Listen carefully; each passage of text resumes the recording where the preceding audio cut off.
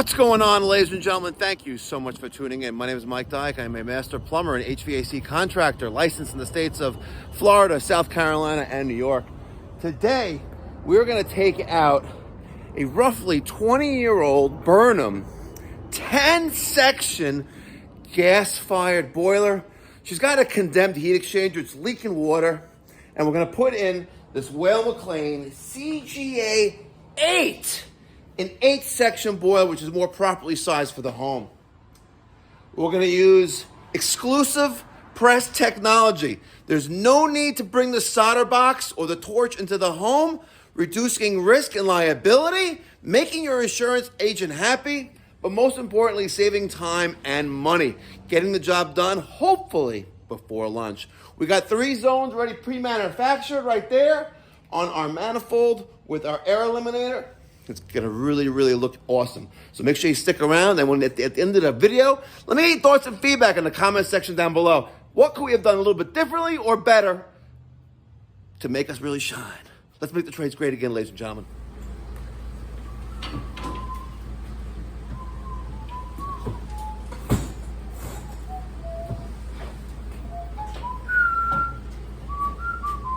Yeah, good?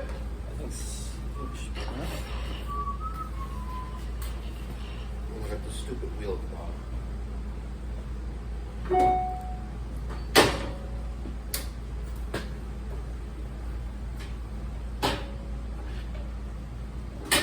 There you go.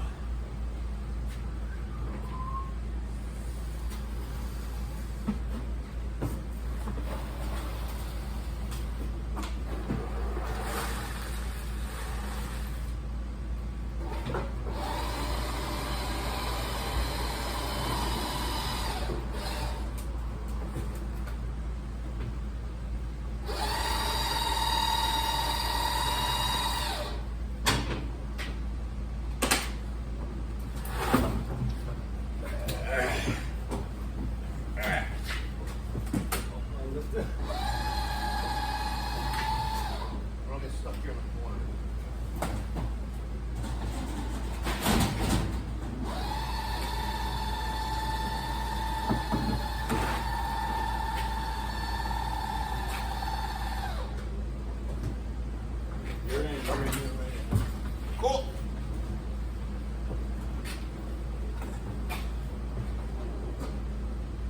Turn that out.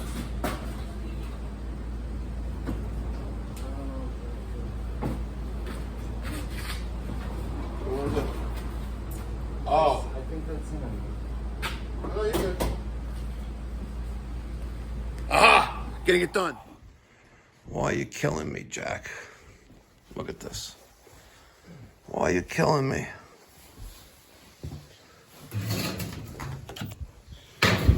There it is.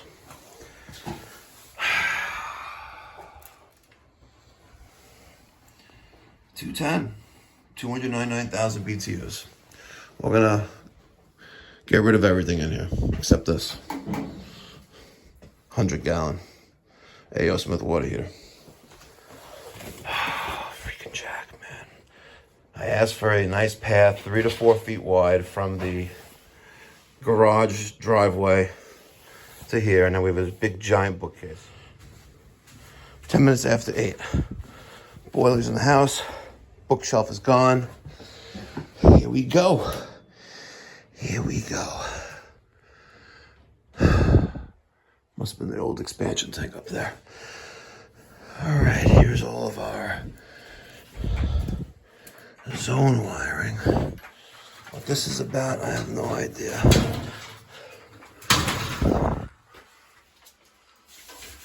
Yeah, let's try to, we'll take out from here. All right, let me start working on the electric.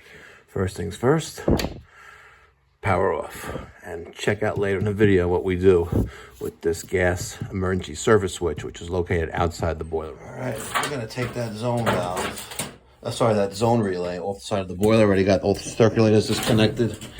We're gonna cut away the wiring and the switch off of this piece of conduit, and then we're going to just transplant it to the new boiler. So here's our incoming power. Let's cut this out of the way. There as well. Come on, baby. There you go. One-handedly. This is our switch. See if I can disconnect that with the zip screw. The amount of time I waste recording, but it's worth the aggravation and the expense. All right. Okay. Let's go down a step. Wrong way. Gotta come like maybe another 2-3 inches. Good. Right there? Right there. Wrong way.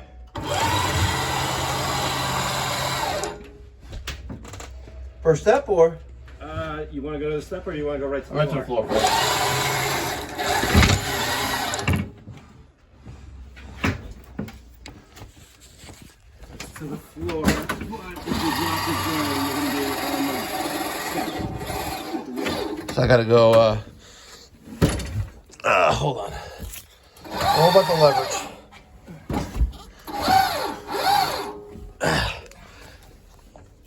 Oh, yeah. Just run it all the way down. Oh, yeah. Watch your feet. Okay. Not too shabby. Now, let's do a little tilt.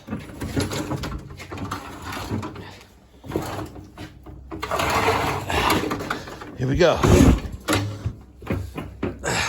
whole lot more leverage.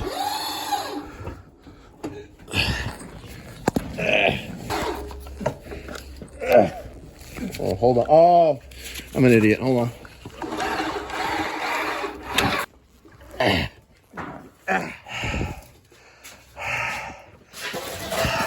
Oh, we need to get Julio here. Let's text Daniel to have Julio come.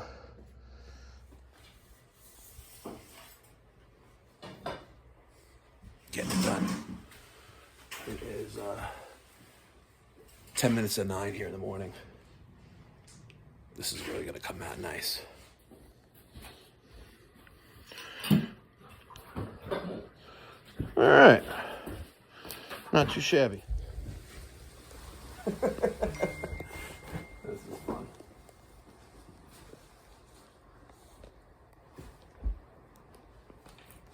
Give me a time. Give it a pull. No, it's actually not that heavy. Ooh, shit. I'm just landing right on top of the gas valve for the water heater.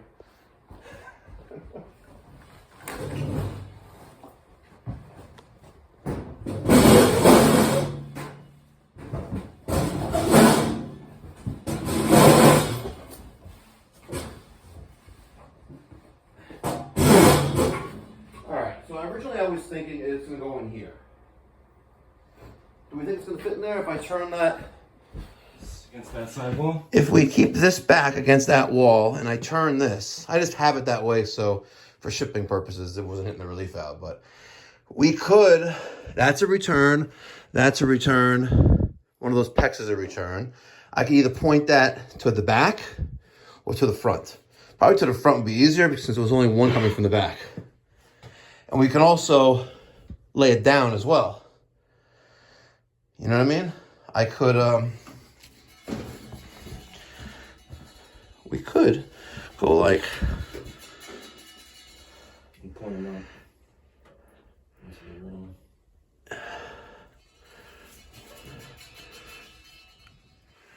all right, so if I go like that, and then I just turn this up, we would probably fit right in here.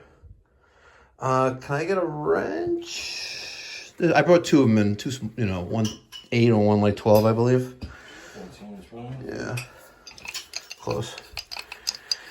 I'm gonna turn that up and see what happens here.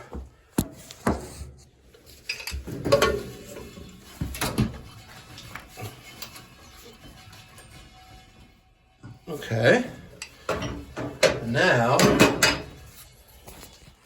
just going to squeeze into the corner here. Not too shabby. We have about 13 inches of clearance in the back of the boiler. We have a fist amount here between the masonry chimney and the boiler. We have plenty of room on this side. And now we just gave them back so much room. And with $400 per square foot of real estate value, if not more, we just gained them several thousands of dollars, I think.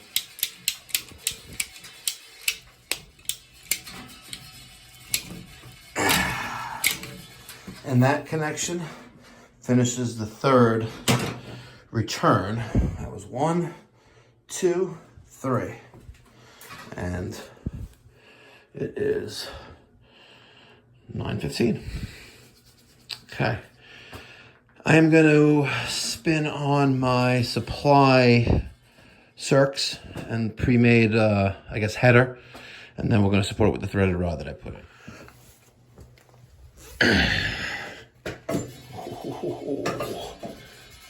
All right, you better go in. I'll just wait.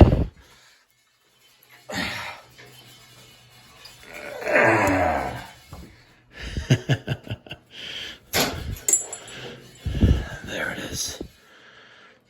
We'll be all right. We will be all right. All right, first zone is piped in for the supply piping.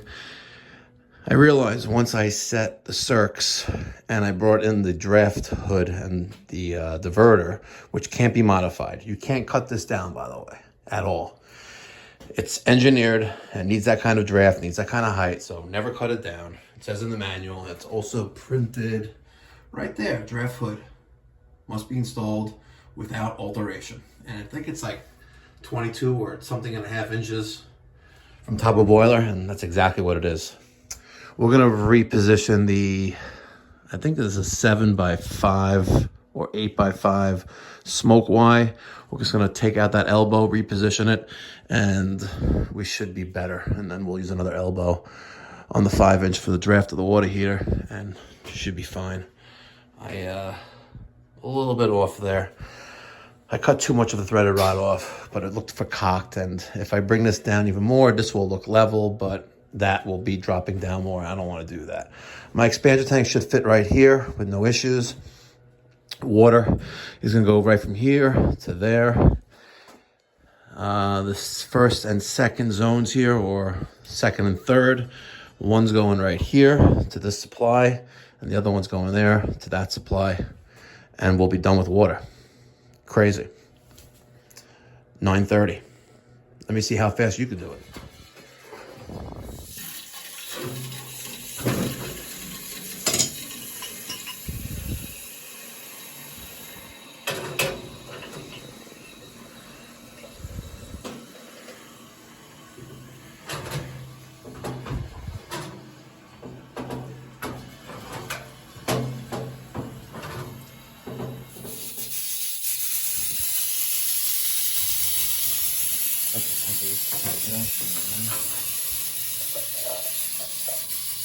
Got a lot of spiral vent.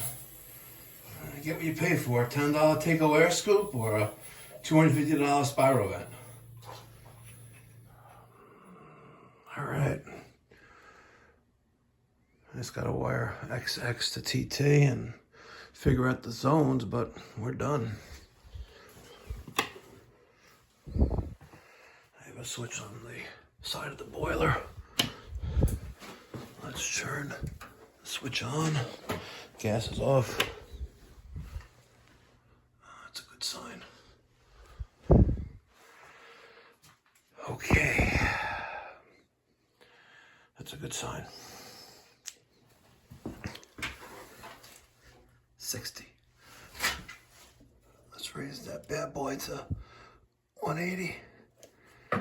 Set that to the middle. Let's run TT. All right, waiting for limit to close, which is the damper. The damper is now closed. Waiting for that call. The control is thinking. Right now, we are flashing power. We are flashing power. Let's turn the power off. Let's turn the power on. Okay, something's not connected.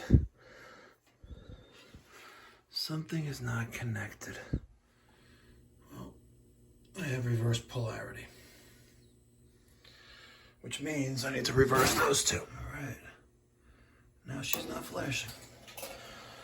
See? Easy peasy.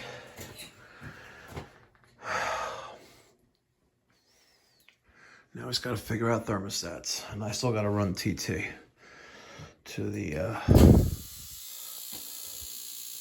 we're going to get some air there. She's not going to go in the first try. She might not even go in like the 10th try.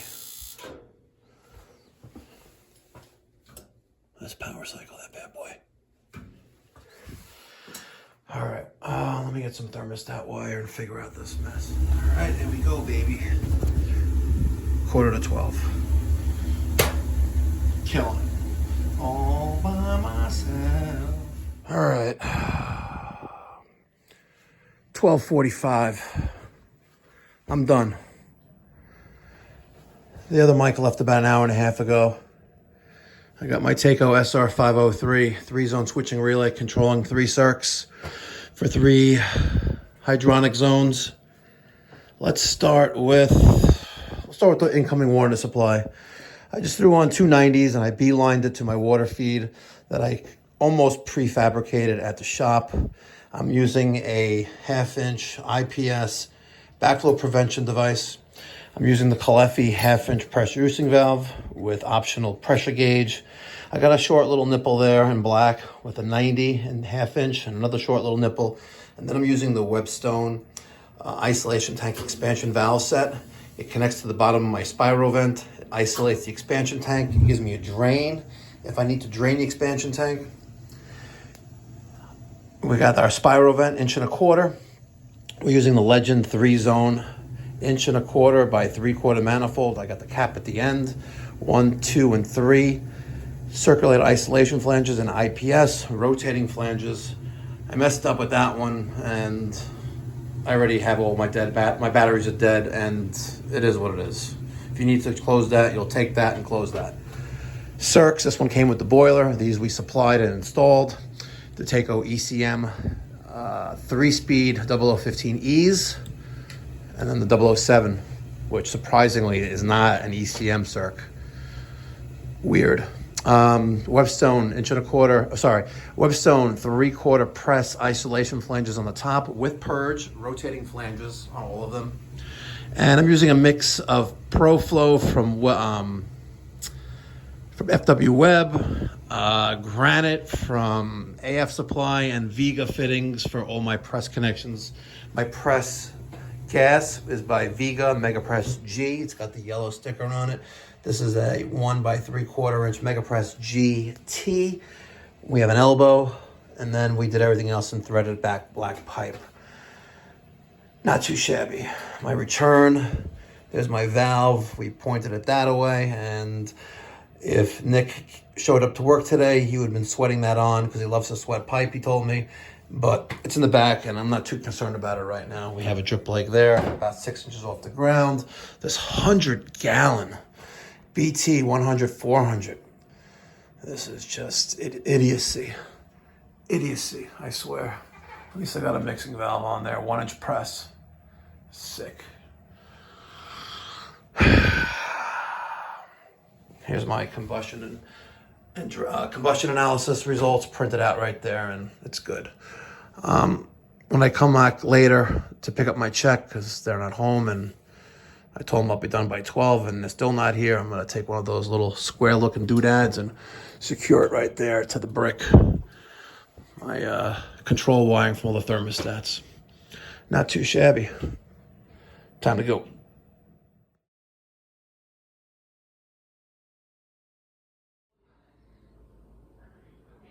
It beat me up a little bit.